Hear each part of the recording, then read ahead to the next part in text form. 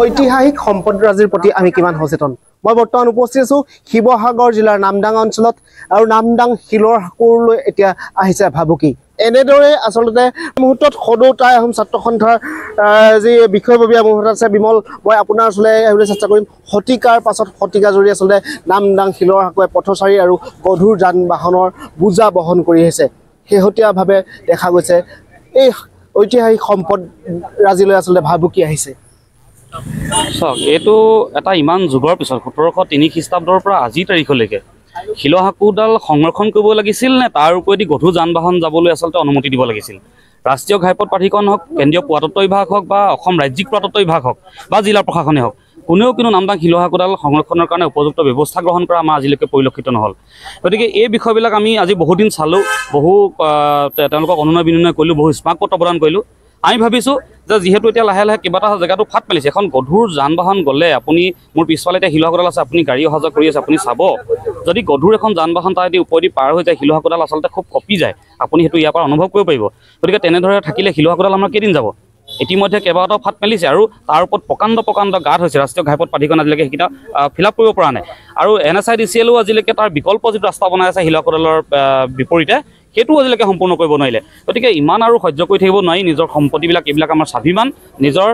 আমাৰ স্বগদেউসকলে গঢ়ি যোৱা এটা সম্পত্তি এইবিলাক গতিকে এই কথাবিলাকৰ কাৰণে আমি জিলা প্ৰশাসনক অসম চৰকাৰ হওক কেন্দ্ৰীয় পুৰাতত্ত্ব বিভাগ হওক বা অসম ৰাজ্যিক পুৰাতত্ত্ব বিভাগ হওক আটাইকে আমি এটা কথা স্পষ্টকৈ কৈ দিব বিচাৰিছোঁ যে আমি 1 মাহ সময় দিছোঁ আপোনালোকক 1 মাহৰ ভিতৰত যদি শিলৰ সাঁকোৰডালৰ ক্ষেত্ৰত আমি যদি ইতিবাচক কোনো ধৰণৰ পদক্ষেপ আপোনালোকৰ পৰা নাপাওঁ তেনেহ'লে আমি ইয়াৰ ওপৰত চলা সম্পূৰ্ণ গধুৰ যিসকল যান বাহন আছে সম্পূৰ্ণ বন্ধ কৰি দিবলৈ বাধ্য হ'ম বিশেষকৈ UNCৰ দৰে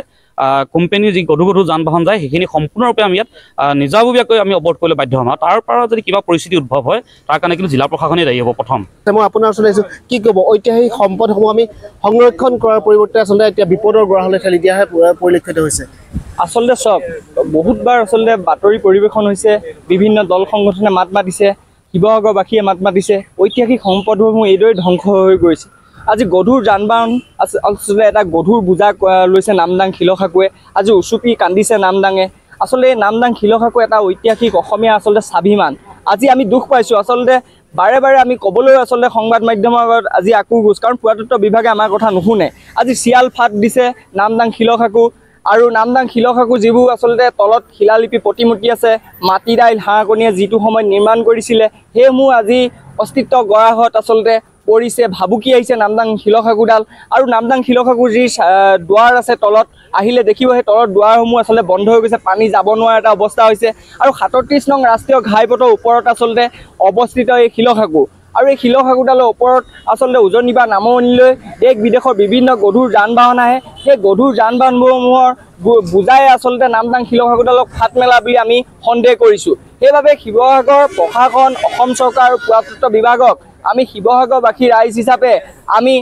তেওঁলোকক দাবী উত্থাপন কৰিছোঁ যে অতি শীঘ্ৰে নামদাং শিলৰ সাঁকোৰডাল জীয়াই তোলক সুন্দৰকৈ আচলতে সজাই পৰাই তোলক আৰু দেশী বিদেশী পৰ্যটকক আকৰ্ষণ কৰক আৰু আজি যদি আপুনি চাই নামদাং শিলৰ সাঁকোৰ আহি পিনি আচলতে দুখ লাগিছে আচলতে বেয়া লাগিছে কাৰণ যিটো এটা অৱস্থা হ'ল জৰি গছৰ আচলতে গছবিলাক আচলতে চাইডে গজি উঠিছে